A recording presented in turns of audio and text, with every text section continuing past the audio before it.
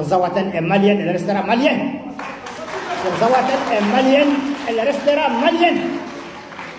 C'est la question des réfugiés. Je vais vous le dire, ce qui se passe avec les réfugiés pour ceux qui ne le savent pas.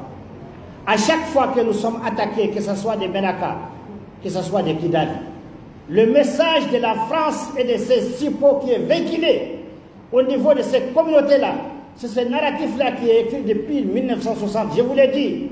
On leur dit que quittez le Mali, fuyez, parce que votre premier ennemi, c'est le Mali, c'est les Fama.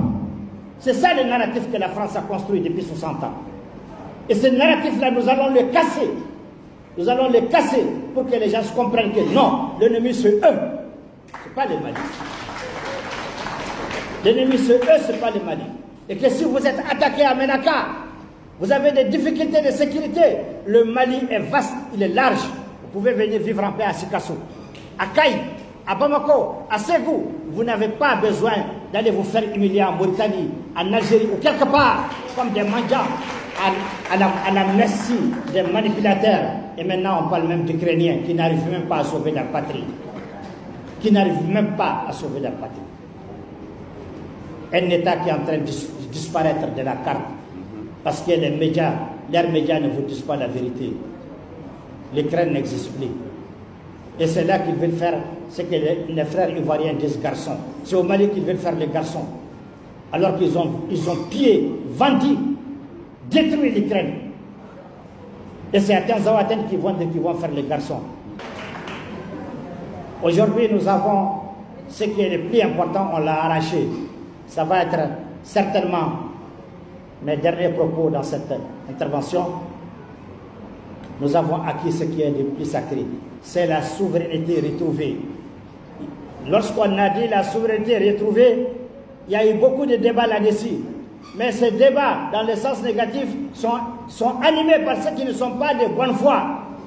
Sinon, la souveraineté retrouvée, la définition est simple.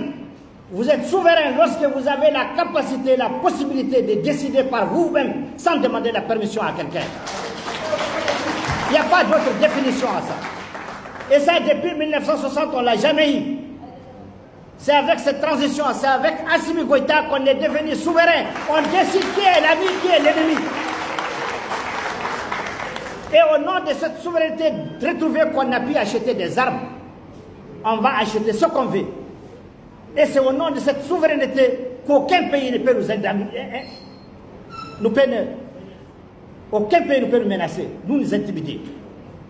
Parce que nous avons tout ce qui fait d'un État une puissance. La terre est riche, le sol est riche, le sous-sol est riche, le soleil c'est à 50 degrés. On a tout.